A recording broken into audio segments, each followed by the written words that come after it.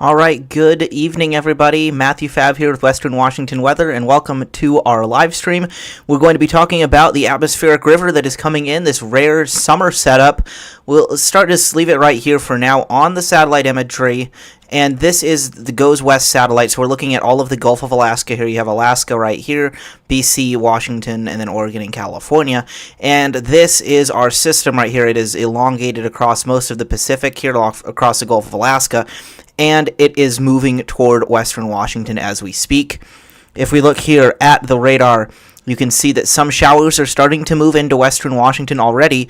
The coast is getting some rain at this hour, and that will continue. It's starting to get some rain up here into the San Juans as well. And this will spread into Western Washington overnight and into tomorrow morning.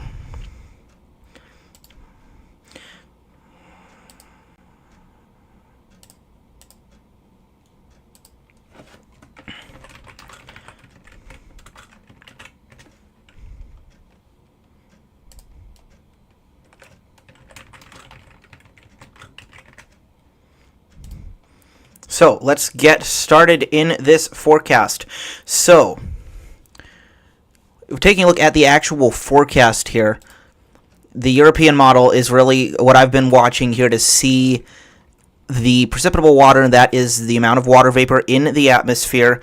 And that is basically, we are seeing how much moisture is moving toward us here in Western Washington, and this is a very interesting thing to watch, because as we go into tonight and then into Friday, look at this plume of moisture just slamming into Western Washington Friday afternoon and evening. That is a classic atmospheric river scenario right there. So be sure to, as we go through the live stream here, be sure to put some stuff in the chat. I'll answer some questions. Anything you've got to ask about this atmospheric river, be sure to let me know in the chat. I will answer every question we put in there, get some localized forecasts for any areas that you're wondering about. We can also talk about the ongoing fires, and we've also got the drought going on that is really quite bad right now, so we can take a look at that as well. Anything you guys have got there, be sure to put it in the chat. I'll put a message in there right now welcoming everyone to the stream. There we go. So let us continue here. So we are going to now take a look. We can zoom in a little bit here. This is the University of Washington forecast model right here.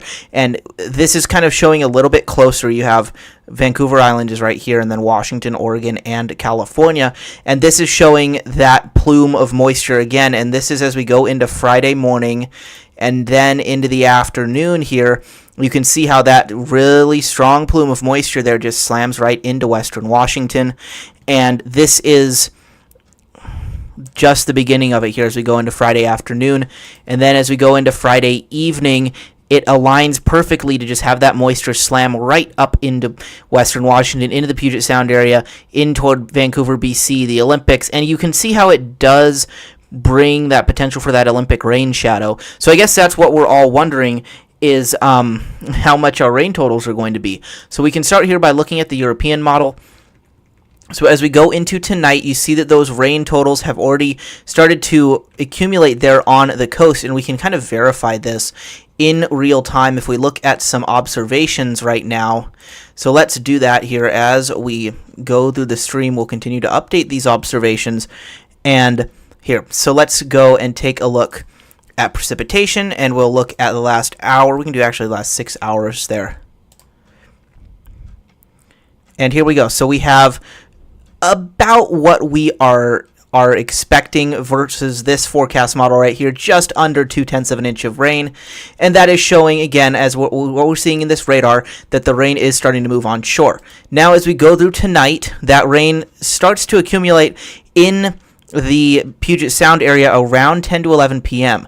And then as we go throughout the night, that rain continues, especially looks like Seattle northward there. And then as we go into Friday morning, we get a little bit more, and we get a brief lull in the day Friday. But then as we go into the afternoon, that rain really starts to increase. And then take a look at these totals racking up there as we go into about Saturday afternoon, those showers finally stop, and we'll just end this here at midnight Sunday. And these are kind of the totals that we're looking at. So you're looking for Seattle about an inch of rain, a little bit more up toward an inch and a quarter as you go south toward Tacoma. Same thing in Olympia, about 1.04 inches. As you go down toward Portland, you're getting about a half inch. But take a look at areas from Seattle northward. You see a little bit of a rain shadow. You kind of have a double rain shadow going on here across parts of the Kitsap Peninsula and then northeast of the Olympic Peninsula as usual. And outside of those areas, though, we're going to have over an inch of rain. Bellingham showing up there with almost 2 inches. Vancouver at 2.5 inches. And then look at the Cascades. You're looking at 2 to 4 inches, maybe up toward 4.5 inches. And then here in the Olympics, including where the Bear Gulch fire is right now, up to 2 inches of rain, 1 to 3 inches total on the coast. So this is something that is very abnormal for summer. I mean, your average rainfall for the entire month of August in Seattle is about 1 inch, and we're going to get that in the next 2 days. So let me check in the chat here. Hey, everybody, welcome. It's raining now in Olympia. Yep, that is, let's see.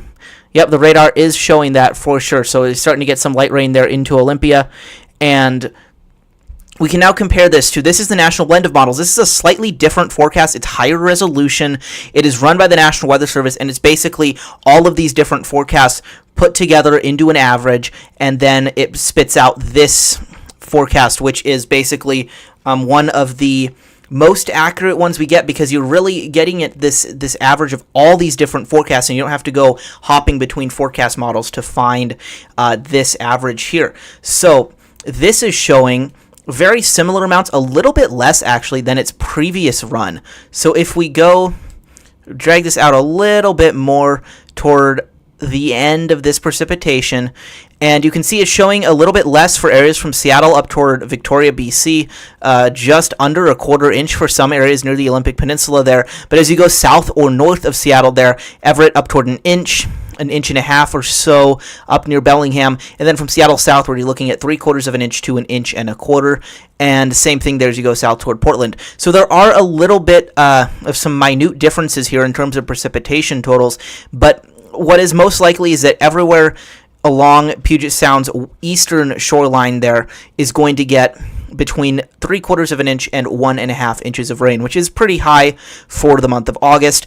And then you can see the coast getting 1 to 3 inches, the Olympics and the Cascades getting 2 to 5 inches, and that is really good news for these fires. So the Bear Gulch fire is right in here in Mason County and is likely going to get at least 2 inches of rain on that fire, which we can see when we look at this smoke forecast, that the smoke we can hear. Let's go to our smoke aloft, and we see this evening you have a lot of smoke still, but then as we go into tomorrow, we can go to the extended forecast here, and you just see we don't get really any smoke coming off that fire at all tomorrow, which is really good news because that's showing that these rains are going to help diminish these fires. You also have the Mount Armstrong fire here up on Vancouver Island, and that one will likely see a little bit of smoke tomorrow, but then will diminish as well. Light drizzle in Lakewood.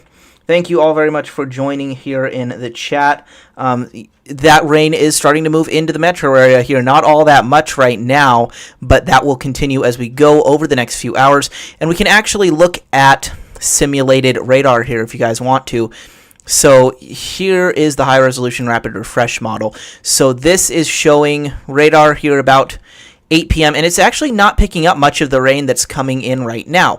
But you can see as we go through this evening into early Friday morning, then we do start to get a lot of this rain showing up across parts of western Washington. Again, we do get a little bit of a lull in the precipitation as we go through midday Friday, but then as we go into the afternoon and evening hours, you start to get more rain moving through the area. You see that atmospheric river hanging across the area Friday night into early Saturday morning, and then that rain does start to move out of the area. This model has not been doing very well in terms of that precipitation and where it is right now, so we'll take a look at the NAM model instead. This is another one of our high-resolution forecasts, and you can see it is doing better, showing some of that precipitation on the coast and then starting to move into those Olympia, Lakewood areas like we've been seeing some folks say in the chat.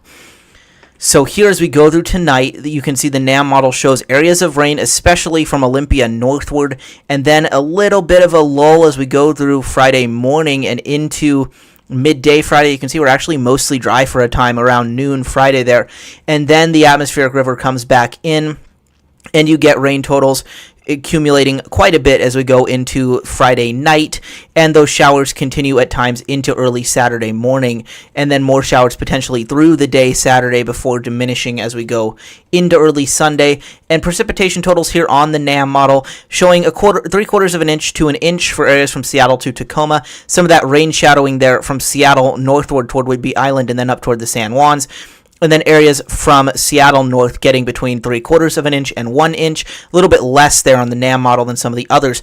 But we're still going with that overall trend of 1 to 6 inches actually on this forecast. So that's a little bit high. 1 to 5 inches most likely in the Cascades. 2 to 4 inches, maybe up toward 5 or so up for the Olympics. And take a look at some of these numbers coming up for the North Coast. Like you're looking at Forks and La Push and those areas getting up over 3 inches of rain through this weekend, which is pretty significant to see for the month of August. Rain gutters are clean and barrels are ready, says Reflect the Sun. Awesome, yeah. This is not really something that we get to see very often here in the Northwest in the month of August. So this is definitely going to be a lot of rain for this area at this time. Now this is the European model ensemble forecast. So basically what the European model does is it has one main run of the forecast and then it manipulates it 50 different times to produce an average and to show us kind of if there's any disagreement in the forecast. And what we're looking at here is accumulated precipitation, and what we're easily able to see here is that there's very good agreement amongst the European model in how much total rain will fall here. This is for SeaTac Airport, and you're looking at the average here being right about 1.25 inches, and we can change this actually and take a look at some different areas around the area. So around different areas around this region. So if we go north to Bellingham, you can see that that total is near 2 inches of rain. So as we go north with this system, you are definitely getting a lot more rainfall out of it. And then the most stunning one to me, though, is actually going out to Quileute Airport, and that is right near Forks and La Push. And take a look at some of these. The average you're getting here is 2.5 inches by the time we get into Sunday. And look at that model agreement. Just really, really good agreement there in terms of how much rain we're going to see. Now, another thing we're looking at and that you can see pretty well on these forecasts is wind. And it is going to be breezy at times. You can see that here at Quileute up on the north coast, the mean is about 30 miles per hour. However, some of our high-resolution forecasts have actually been showing much more wind than that. And we can take a look at these right here. So this is the high-resolution rapid refresh model. We were just looking at that, and it shows that we do have a few areas that are breezy this evening, maybe some gusts to 20, 25 miles per hour or so. But as we go into Friday morning, you get some gusts up toward 30 miles an hour, and then take a look at the coast as we go through the day Friday, especially into Friday afternoon, and not only the coast, but also areas here from the Hood Canal Bridge up toward Port Townsend, and then parts of Whidbey Island, Camino Island, Mount Vernon, Bellingham, up toward southern parts of the Vancouver metro area in British Columbia. And all these areas are seeing gusts of 35 to 40 miles per hour. Now, in the winter, we wouldn't even really be talking about this because this is just happens like all the time. But in the summer, it's somewhat abnormal to see gusts over 40 miles per hour on the coast in August, and then same thing here with 40-plus mile per hour gusts up near parts of the Northwest Interior, Island County, some of the Strait, and then Admiralty Inlet. And the NAM model actually has this a little bit stronger. So if we take a look here at the NAM model, you can see gusts 30 to 35 miles per hour possibly for parts of western Washington, mostly the metro areas there, Everett, Seattle, Tacoma, all showing 30 miles per hour, same in Olympia. But take a look at some of the coast, and this is pretty interesting to see here. So we have areas from the northern Oregon coast up toward Vancouver Island gusting 40 to 45 miles per hour here on the NAM model. This is likely a little bit overdone, so 35 to 40 miles per hour is most likely, but this is still very interesting to see in the month of August. This is, I know I keep saying that, but this is not usually what we see. And one thing to keep in mind is that even 30, 35 mile per hour gusts, we still have all the leaves on the trees and everything like that. So this is not something that is just, You're not going to see any like branches that fall off or anything like that. We'll probably have some areas with some branches that have fallen off, maybe some very, very sporadic power outages. I highly doubt any significant outages, but maybe up here in parts of Whatcom County and Island County and stuff where we have a lot of trees, even out on the coast, you get some of these winds in August, and you do definitely see some potential impacts in terms of some twigs falling off and stuff like that. So just be aware of that. It will definitely be much more breezy than we're used to in the summer, especially on Friday. So tomorrow, breezy at times. And we're going to have some impacts with this as well for the rain. So this is from the National Weather Service in Seattle Hydrologic Outlook. And they're talking about threat of impacts from heavy rainfall late tonight through Saturday for most of western Washington. And so this is what this statement is saying. A frontal system will move across the area Friday into Saturday. Through Saturday afternoon, 3 to 5 inches of rain are expected across the mountains, with a ½ inch to 1.5 inches expected through the lowlands. So that matches up with some of these forecast models that we've been looking at throughout the live stream here. And they're saying here that very dry antecedent conditions have left area soils dry and hard. And obviously, we've had barely any rain at all over the last few weeks. And that is why the soils are so dry. So this amount of rainfall in one storm will not have much time to soak into the very dry soil, which will result in heavy surface runoff. Impacts are uncertain due to how much moisture will be able to be absorbed by the soil. However, several different threats are expected with this storm, which are detailed below. So let's take a look at those. So first we have urban and urban-like flooding, which will be possible in flat areas and roadways. So that's usually when you get a lot of standing water, ponding, and stuff like that. And in addition to that, some small streams and creeks may become swollen due to rapid runoff, while others may remain lower if the channel bed is able to absorb the water efficiently. So it really depends on how dry the bed of some of these creeks are. Some of them may be completely dry, but some may not be.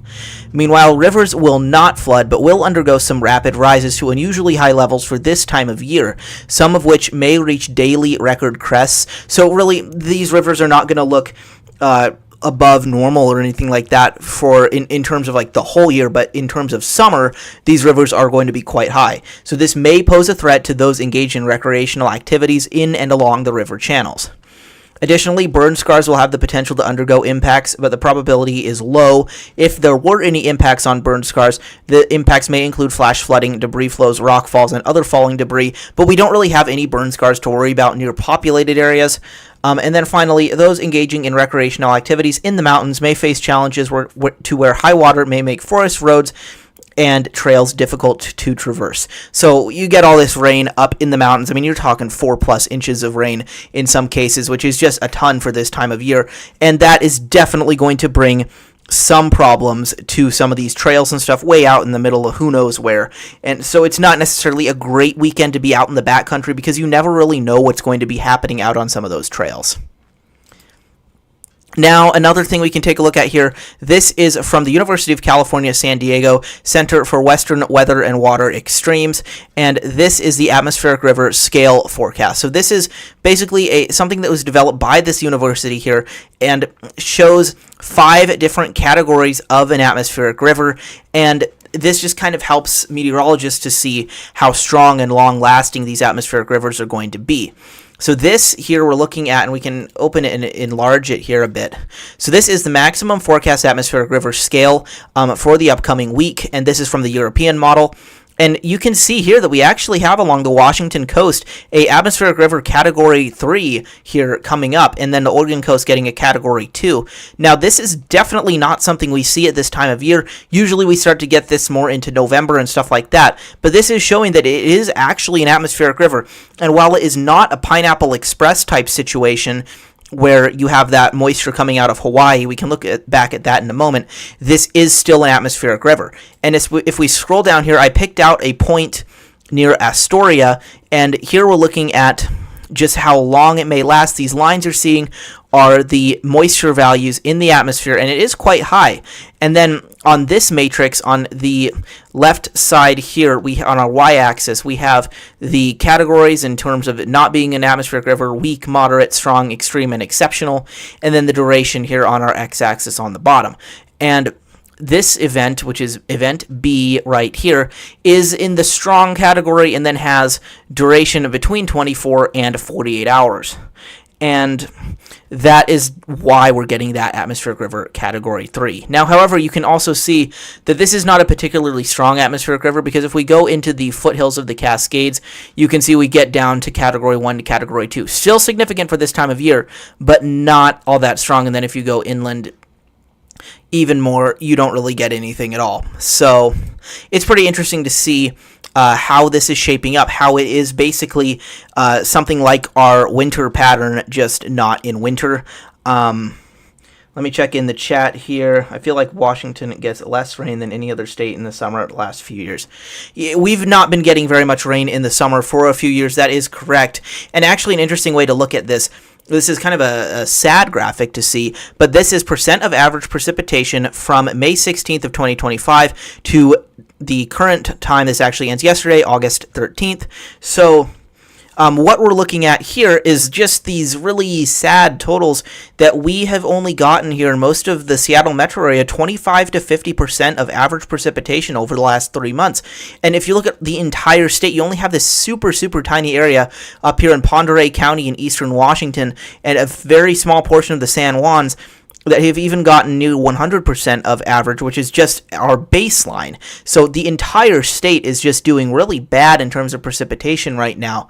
And if we go back even further, we can look here at the last 36 months. So you're looking at over 2 years. So this is all the way back to 2022.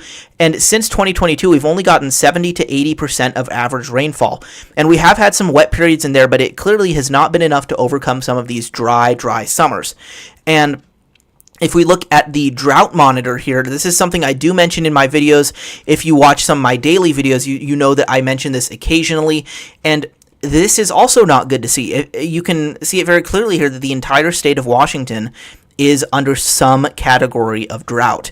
And we're all the way up to some D3 extreme drought in parts of southeast Washington and then down the northern and central Cascades.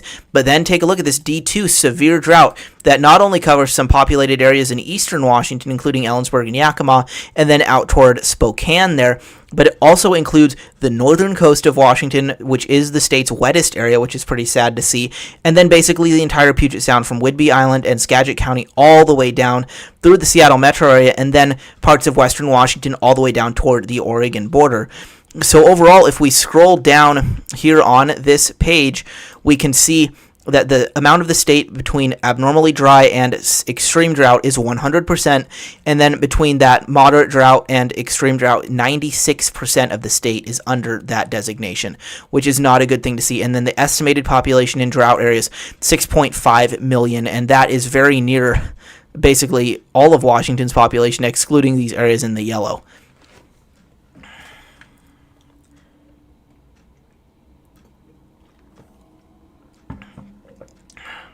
Let's see, Kitty asks, hey Matthew, did you say 1.25 inches total rainfall at SeaTac? Yes, that is what we're looking at here. So we can go back to the European Model Ensemble forecast and take a look at that.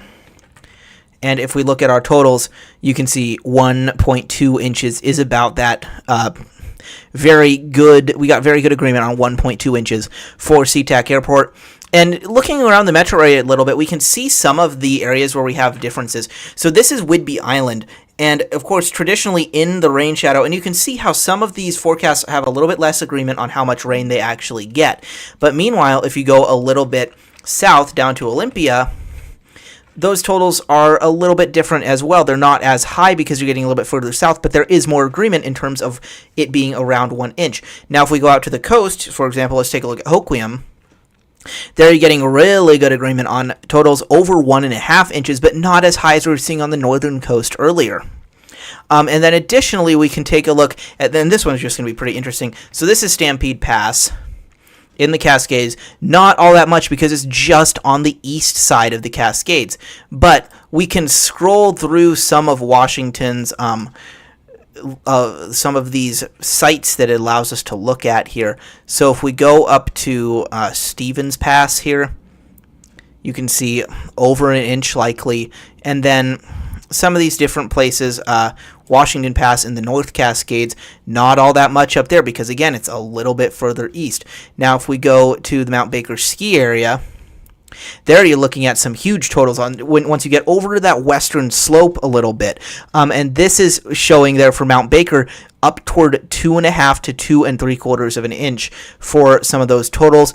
And then, for example, Hurricane Ridge up in the Olympics, you're starting to get into that rain shadow a little bit, so those totals are decreasing from what we would see at, say, Quileute Airport, which is likely going to have one of the highest totals in the state. And you're looking at totals of 2.5 inches, and 2.5 inches in the month of August is pretty significant.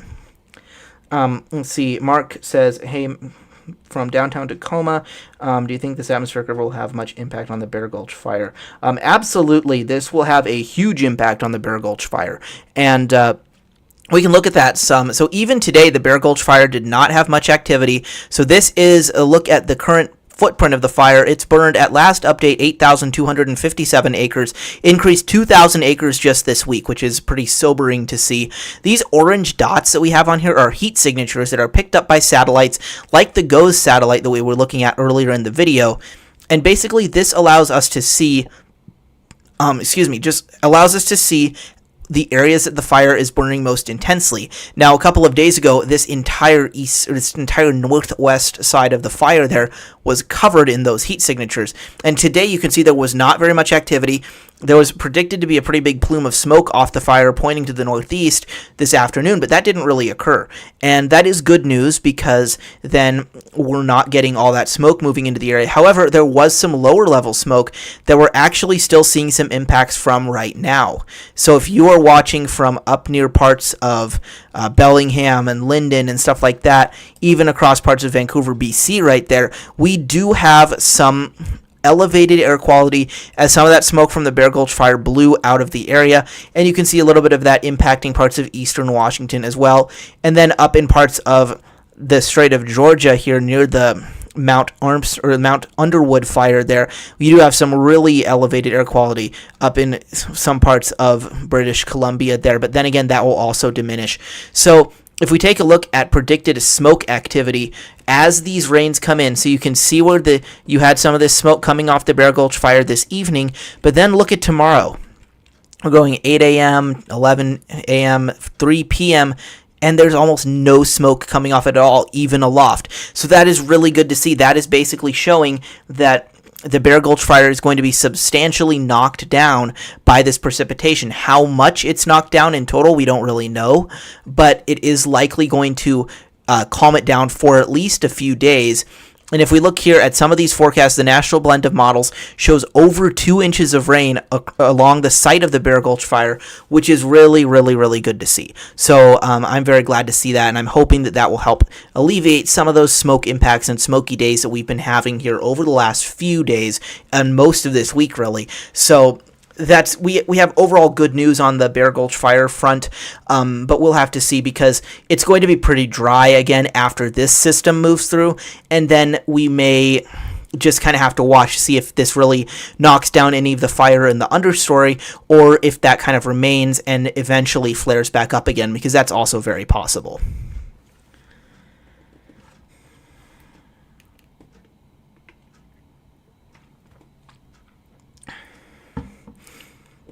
Also, just wanted to say, be sure here the best thing you can do to help this channel is to subscribe, to like and share all of that, and to comment as well. All of that really helps the algorithm and helps me get Western Washington weather out to more people.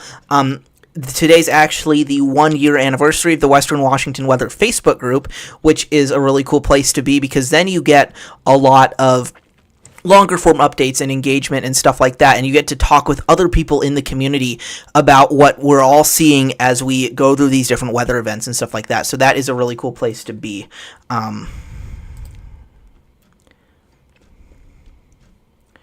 So yeah, we are just going to continue taking a look. Yes, Mark says in the chat there the rain will be very beneficial. Absolutely. Now taking a look at, we'll just continue running through some of these forecasts. We don't really have Oh, actually, this is something we can look at. It's going to be on the muggy side. And this is something we've been dealing with a little bit with some of the heat. If you noticed a few days ago, some areas across western Washington, when it was pretty hot, it was also really muggy, and it was kind of abnormal in terms of what we usually have when we have heat waves. It's usually pretty dry. But across parts of western Washington the last few days, it was definitely not. We had dew points in the 60s, and that is just not really what we experience across this area most of the time. So if we take a look at the high resolution rapid refresh, we're looking at dew points right now, and you can see 50s are pretty typical, but as this atmospheric river starts to move in and we go through the day tomorrow, you're getting dew points here in the 60s, and it's already only at 7 a.m. And then as we warm up a bit tomorrow, we got this moist subtropical flow.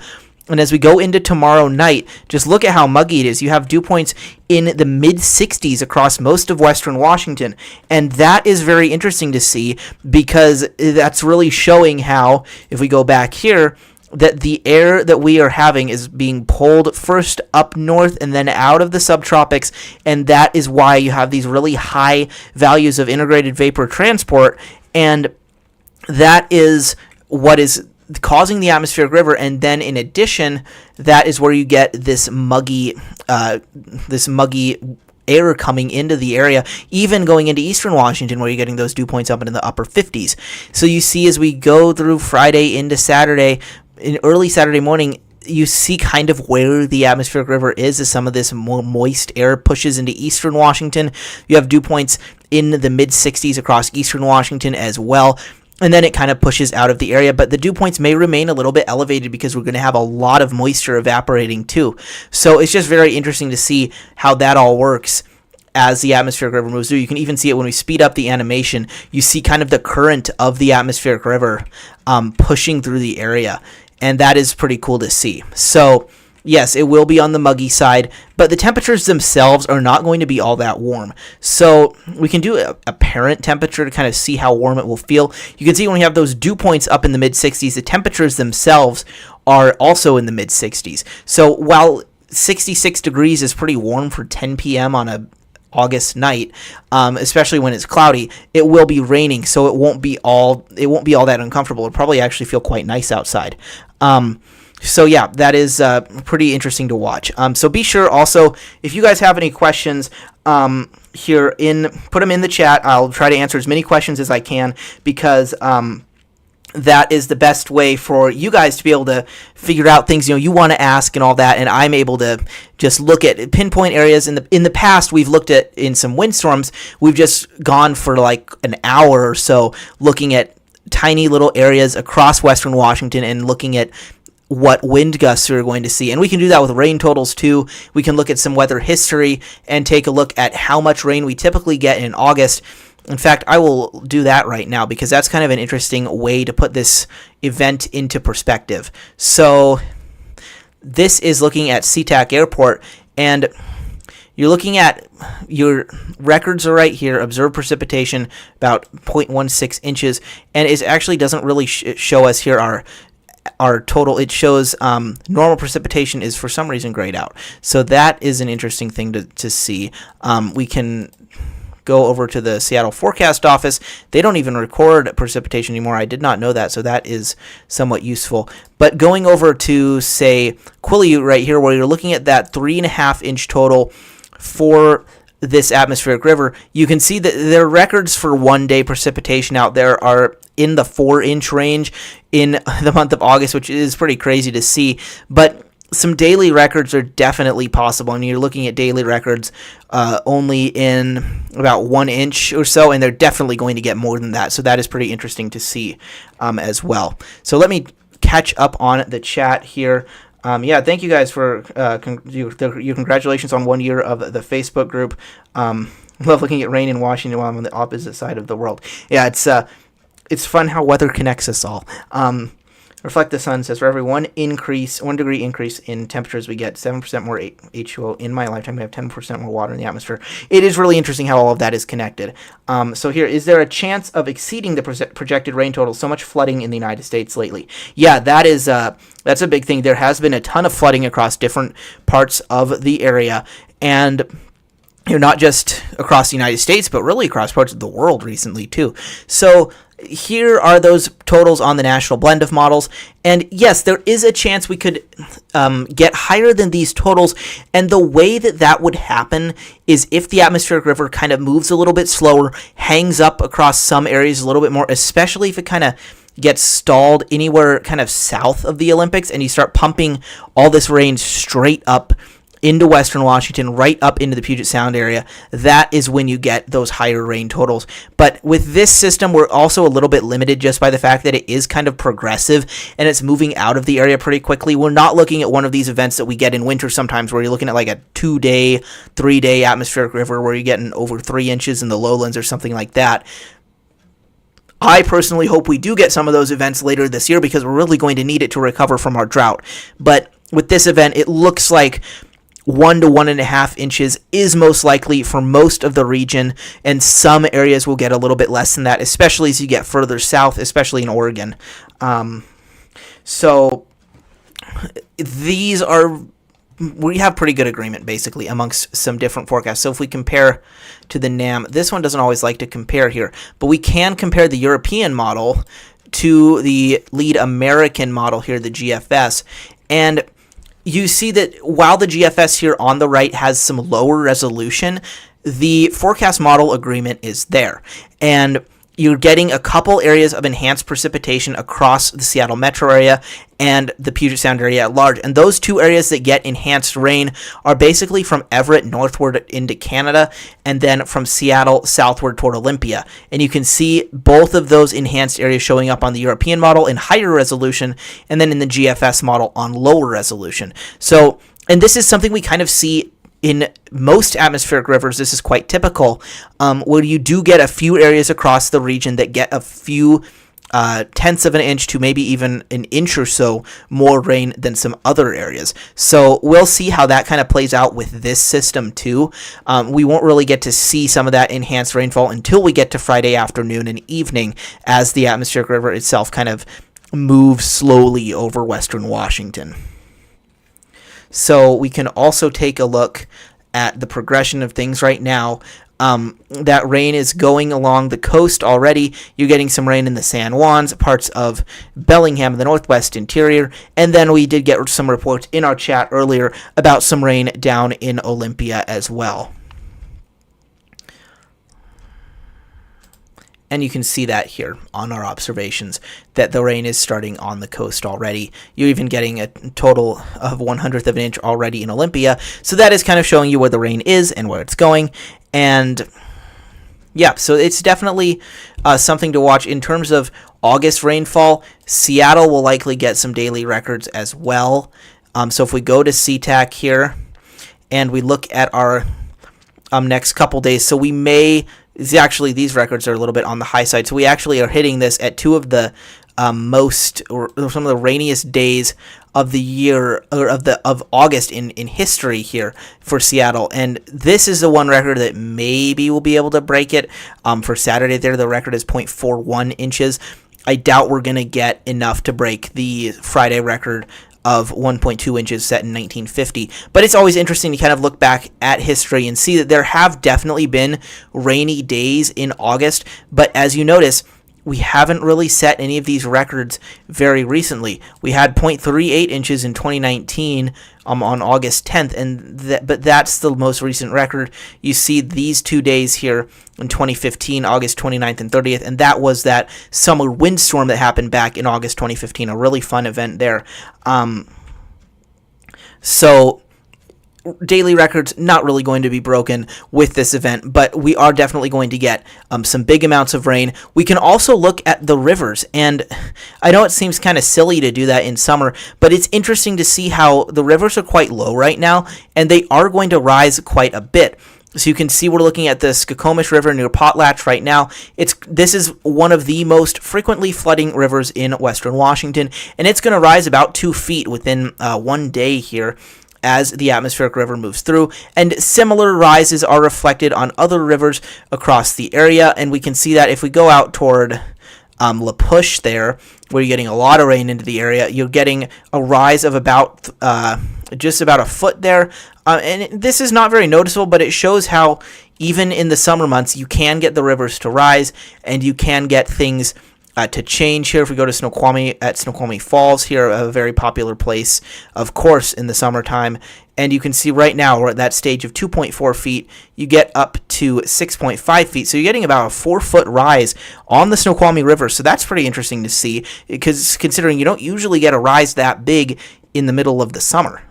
So pretty cool to see that we can get flooding in August. You can also take a look at some updated forecast models too, because some of these are still running. For example, the HRRR model, you're getting some new data in here pretty frequently, and that can help us with some of these wind gusts. So if we take a look as we go through tomorrow, we'll see how far out this lets us go. This kind of ends as the winds are picking up, but by 1 p.m. tomorrow, expect some areas like Port Townsend, Whidbey Island, up toward Mount Vernon and Bellingham, gusting up to 40 miles per hour. Same thing there along the coast, winds gusting up to 40 miles per hour, Long Beach and Westport, and then maybe up toward La Push as well. Excuse me while I drink some water here.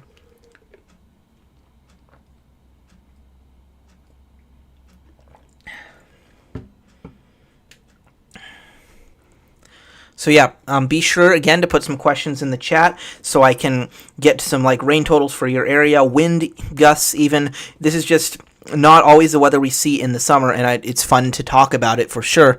Another thing we can look at too is the UW model.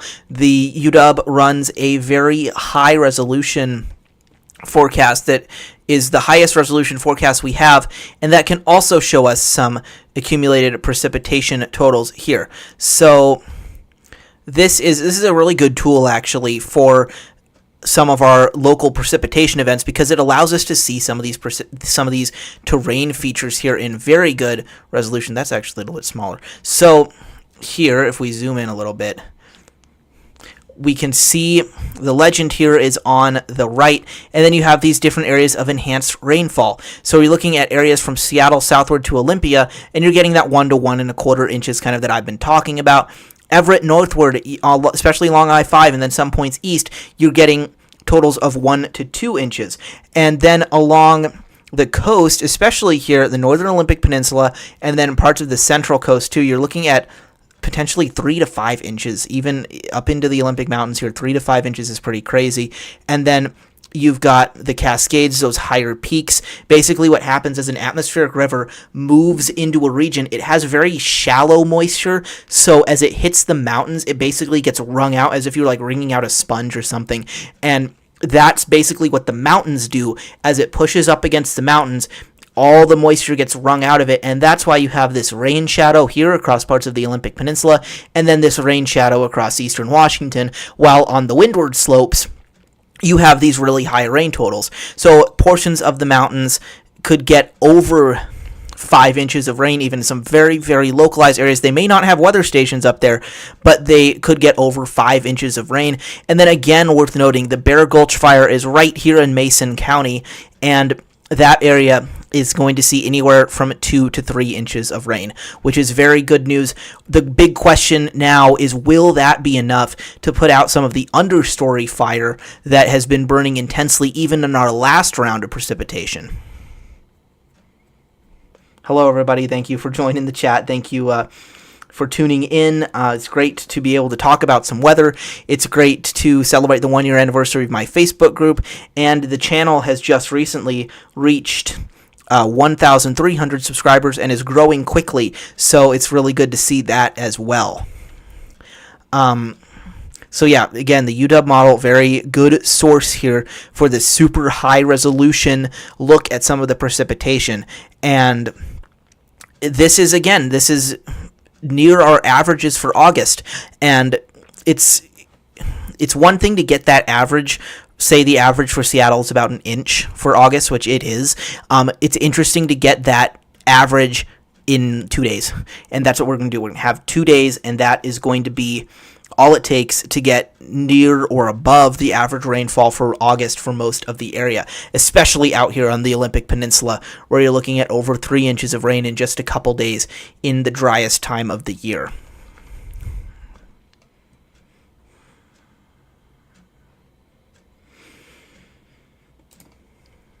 And you can see why the Olympic Peninsula is the area that's going to get the most rain, because it's already starting here.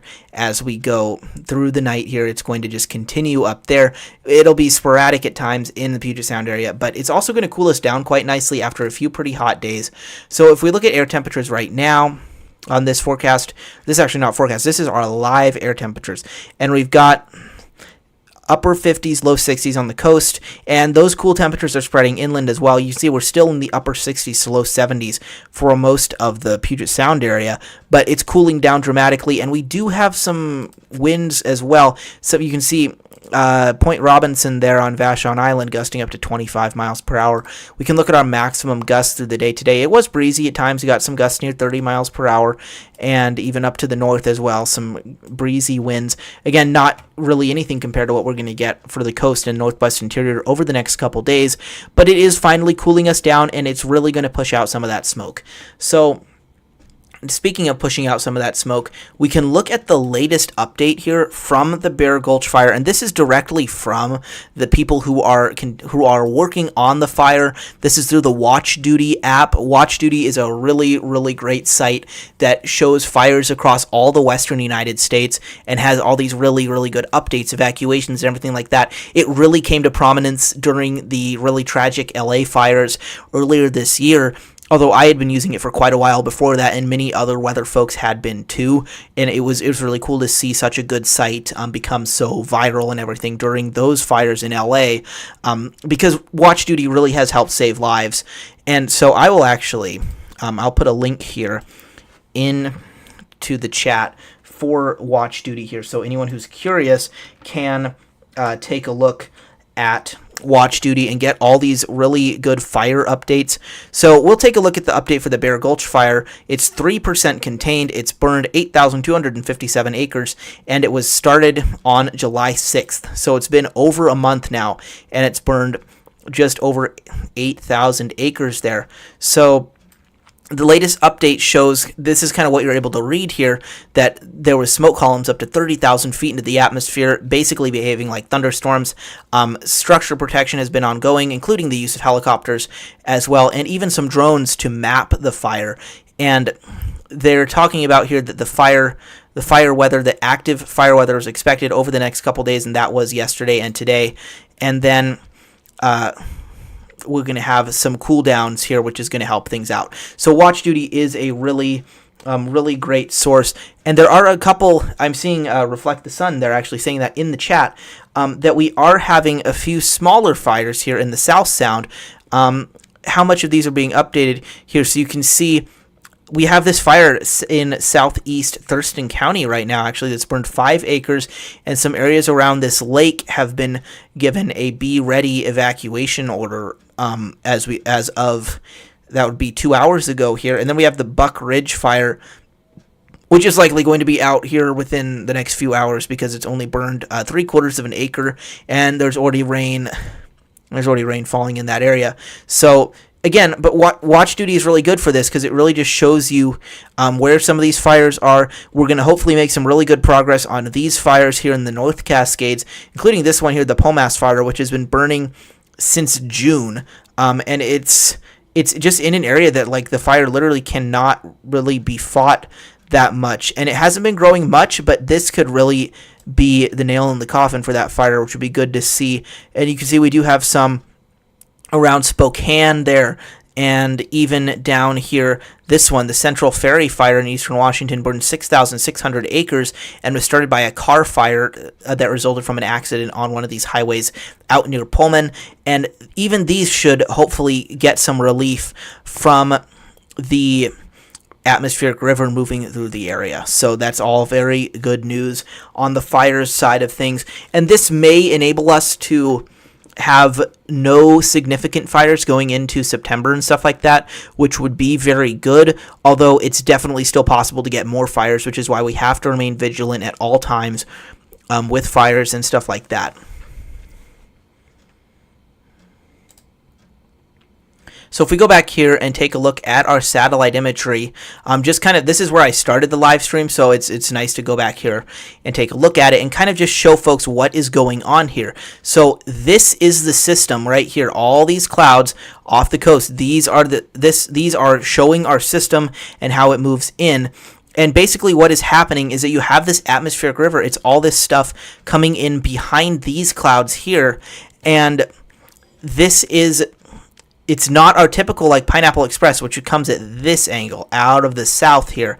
This is coming more from the west. It got pulled up and then dragged west, and this is our atmospheric river, because when you look at the precipitable water, which is the amount of water vapor in the atmosphere as it moves toward western Washington, you can see how it comes from the west. Instead of from Hawaii, it comes from the west and then moves straight into western Washington with that deep plume of very, very moist air coming out of the subtropics, then east toward western Washington.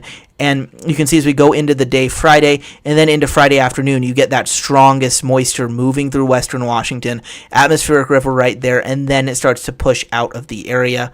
And it's just very cool to get to see something like this in August, because usually this is not something we're forecasting until October or November. So it's really interesting to see something like this going on at this time of the year. And as far as like if that has any implications for the rest of the year, not really. This is just the pattern we're in right now. It doesn't really have any part to play in terms of what is happening throughout the rest of this summer and then storm season and stuff like that. But it's just pretty cool to see it happening right now. And another really interesting thing to look at actually here.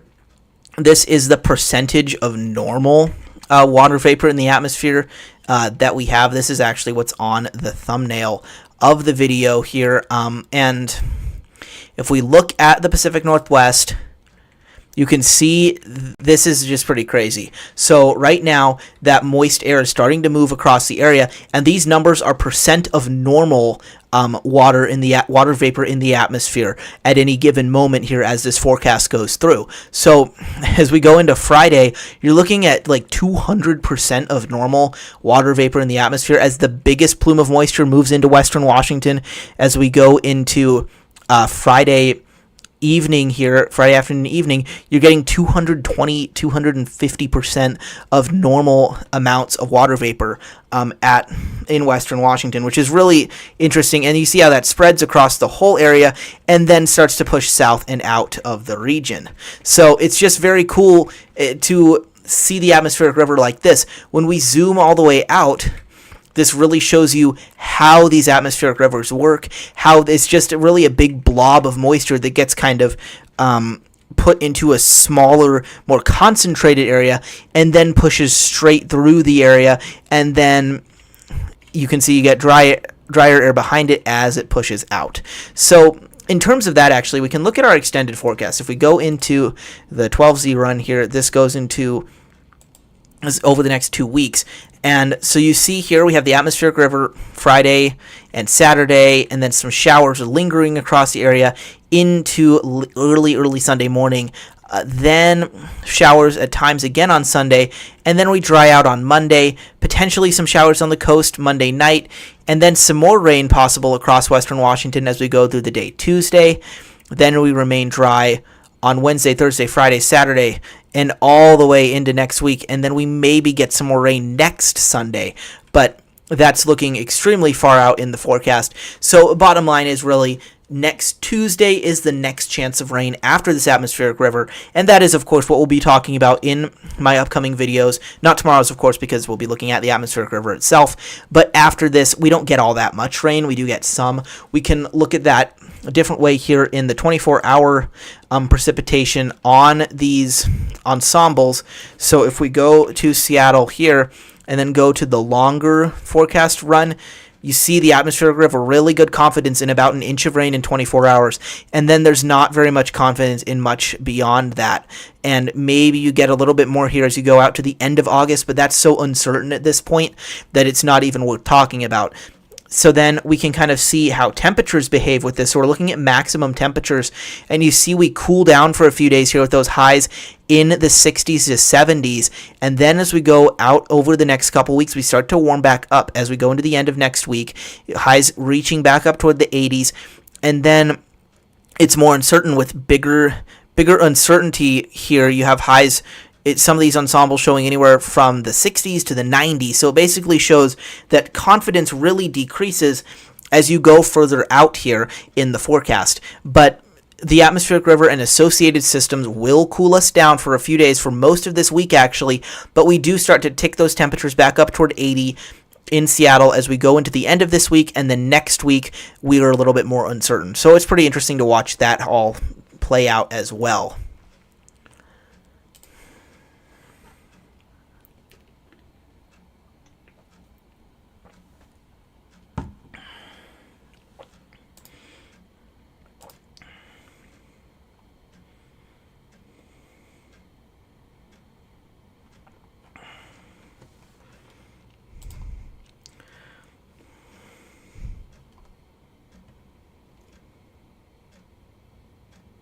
All right, thanks, Reflectus, and I'll take a look at that. Sea surface temperature rise in the mid latitudes. That is a very big thing right now, and that is really something we actually do have to watch over the next few months and stuff like that. As we kind of go into storm season and stuff like that, those warmer temperatures offshore can definitely impact things in terms of what storms we get and kind of how that all plays out. So yes, I'll definitely take a look at that. Thank you. Let's take a look now at some of our live observations. See the areas see that we got some more rain falling there on the central coast. So things are really going as expected. And every once in a while, this is just kind of funny, you get some of these stations out here that are like getting some errors, or like it's like someone's dumping a hose onto the station, like 23 inches of rain. That's pretty funny.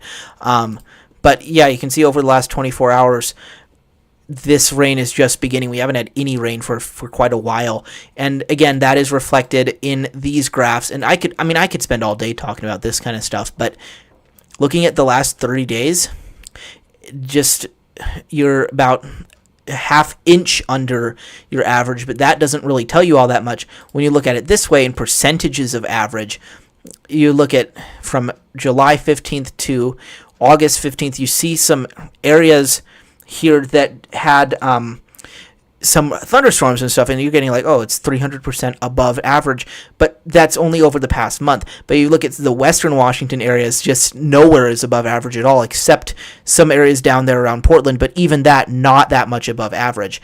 And we can look at the current month here, and you can see we're only halfway through the month, so these are a little bit wonky.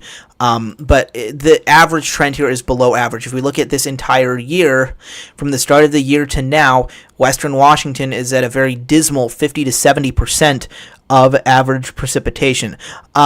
So that is, it's not good at all. And that is something we want to reverse as we go through the rest of this year. Is that really going to happen? Only time will tell. The Climate Prediction Center did actually issue a La Nina watch today. So that is something that we can take a look at. So they talked about a brief period of La Nina favored in the fall and early winter before reverting to neutral. So if we take a look at it here, we can go down and look at the weekly briefings and stuff, and we can kind of look at the forecasts, because El Nino and La Nina, by the time we get to now in August, we're getting ready to predict just what we're going to see in the winter. So if we scroll down to the actual forecast, this is what has been observed over the past few months, is that we've been in neutral territory. So we've been kind of between El Nino and La Nina. You can see that here in this graph. We've been between El Nino and La Nina. But actually, all of 2025, we have not actually qualified for La Nina, even though we had some briefly below average sea surface temperatures. Now, here is the official probabilities. And you can see here that right now, we have that really high probability of neutral, but that decreases as we get to this very, very weak La Nina that may not even qualify as La Nina, and we may just remain neutral all winter long, which that kind of means, in some ways, it's anyone's guess what we get in terms of precipitation and temperatures and windstorms and snowstorms and stuff like that through the winter that it could go either way. El Nino, we tend to remain a little bit on the drier and warmer side. La Nina, we're definitely on the wetter and stormier side, but we don't always get the really big storms. We just get lots and lots of smaller storms that do definitely bring us a lot of rain, but not much beyond that. So when you get to neutral, the neutral years actually do favor our biggest windstorms have all kind of happened in neutral years. So you increase the chance of that, and even if you don't get a giant windstorm in western Washington, that may mean that you're getting some of those storms offshore and they spin up and bring big waves and stuff like that. We kind of saw that in a way with the bomb cyclone last year. That was a huge storm offshore. It didn't really do anything in terms of landfall, but it happened offshore. And then you're kind of seeing that here, that even as we get into January and February, if we do get this super brief La Nina, it's already going to be gone by the time we get into the first couple months of 2026. So if we continue scrolling here, you see the ensemble forecast that they show here for the El Nino predictions barely even show La Nina. You need to get below 0.5 degrees anomaly to qualify, and this isn't even getting there. None of these forecasts really are. So it's pretty interesting. I certainly hope, as Reflect the Sun actually just said there in the chat, that we catch up with some precipitation and some snow. That's the goal. In terms of if that actually happens or not is unknown.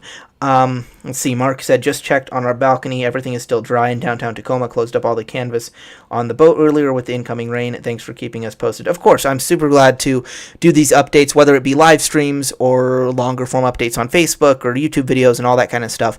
And yeah, a good thing to cover up the boat and everything with the rain coming in. I'm probably going to wrap things up here pretty soon, but we can look at some of the forecast one more time. It's always good to do that.